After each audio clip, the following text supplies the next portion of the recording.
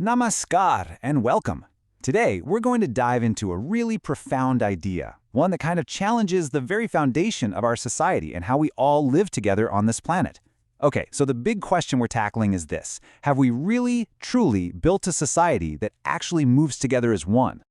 Our whole exploration today really starts with this one powerful Sanskrit word, samaja. The spirit behind this word isn't just about, existing in the same space. It's about a collective forward movement, a shared journey, heading to a common destination. It's a beautiful idea, isn't it? But how does that ideal stack up against our reality? And that really is the central question of this whole explainer. I mean, think about it. After all this time, all our supposed progress and evolution, have we actually mastered this one fundamental concept? Have we really learned to move together? Well, let's take a closer look. To really get a handle on where we are right now, the source material gives us this incredible metaphor. Our journey as humanity is like an unfinished pilgrimage. It's a journey that seems to have just stalled out long before reaching its destination. And the power of this metaphor is in the contrast. It is so stark. On one hand, you've got the ideal of the pilgrimage. Just picture it. A group where if someone gets sick, the whole journey pauses. If someone's too weak to walk, they're carried. Food is shared. It's a vision built on this deep psychic connection. But then, you look at our reality, and it's a completely different story. We live in a world carved up by nations, castes, colors, creeds, a world where instead of helping each other, different groups are actively trying to thrive by, exploiting the vitality of others.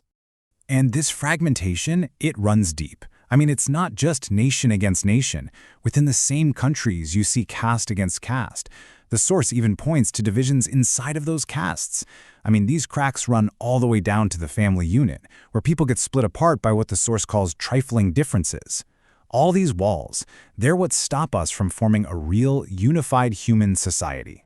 So why? Why does this happen? What is the root cause of all this division? The source material diagnoses it as a kind of sickness of the mind, a prison that we build for ourselves out of something called dogma. Now, dogma isn't just a belief system. It's described as a rigid psychic structure. Think of it like an idea with an unbending, totally inflexible boundary line around it. And this goes completely against the very nature of the human mind, which is all about movement, expansion, and progress. Dogma just says, stop here, don't think any further. It literally halts our journey in its tracks. To really understand the effect of dogma, the source uses this fascinating cosmic analogy. So picture every single entity moving around a supreme nucleus, or a cosmic center. There are two forces at play here. First, there's vidya, which is like a centripetal force, pulling us inward, closer to that nucleus. It shrinks our psychic distance from the center. But then there's avijja, a centrifugal force, which is the outward drift, pushing us away. Dogma acts like fuel for avijja, increasing our radius, pushing us further and further out into isolation. And this quote right here, this illustrates the ultimate consequence. The source does not mince words at all. To be controlled by dogma is to lose your stir, your dynamic movement. It's to become lifeless, and it's a state described as being worse than dead bodies. It's just a profound warning about the real danger of these rigid, unquestioning belief systems.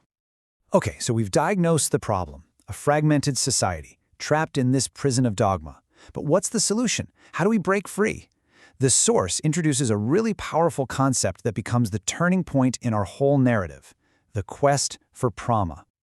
So Prama is a state of dynamic balance, and it's not static. It's an active, ongoing state of equilibrium and equipoise. Think of it as perfect balance, but not just in a physical way. It's applied to every single sphere of our individual and collective lives, the physical, the psychic, and the spiritual. And what happens when a society is missing Prama? Well, you see the symptoms everywhere. Physically, we get these bizarre contradictions, like extreme poverty in places that are overflowing with natural resources. Psychically, our art and our ideas, they get distorted. Art lacks proportion, literature becomes immature, and philosophy just evolves into more dogma. And spiritually, it shows up as empty rituals, people just going through the motions without any real inner game. This lack of balance is basically a disease, and the cure that's proposed is nothing short of a total reawakening. The source calls for a renaissance, not just in one area, but in every single stratum of our existence. Now, we're not just talking about art or science here. This is a call for all of humanity to wake up from its Sumerian slumber, as the text puts it. It's a call to action in the physical, psychic, and spiritual spheres to rebuild our world on a new foundation of balance and universalism. So, what does this renaissance actually look like in practice? Well, here are the pillars. First, end all social disparities. No more divisions based on these arbitrary lines like caste or color. Second, guarantee the basics for everyone: food, clothing, housing, medical care. That's non-negotiable. Third, create a cooperative leadership between men and women, not a system where one dominates the other. Fourth, politics has to be guided by morality and universalism. And finally, education must be free for all and built on universal value. This whole vision of a renaissance leads us to an even broader, more all-encompassing philosophy. It's one that expands our sense of responsibility way beyond just our own species. This is the neo-humanist horizon. This quote is really the heart of neo-humanism. It's a radical expansion of our perspective. See, the universe doesn't belong to us. We're just a part of it. Every living creature, every plant, and even the inanimate world, it all has a right to exist here. So, neo-humanism is the philosophy that guides this whole renaissance. It's about supplying an elixir to all, as the source says. It's asking us to widen our circle of care, to build a new kind of society that respects and nurtures not just humanity, but the entire cosmos. And this brings us right back to the present moment, to right now. The message is one of urgency, but also one of opportunity. We are standing at a critical moment, a threshold. The age of dogma is ending, and the age of neo-humanism is ready to begin. We simply cannot afford to waste this time. So this is the question that this entire explainer leaves us with. It's a massive, transformative vision. So how do we, as individuals and as a collective, how do we take that crucial first step on this new path? Where does the journey even begin? The source concludes with this really profound statement. It suggests that while our own efforts are, of course, important, the ultimate catalyst for this great journey lies in something deeper, a guiding grace, a supreme consciousness that can elevate us spiritually. The Guru's grace is everything.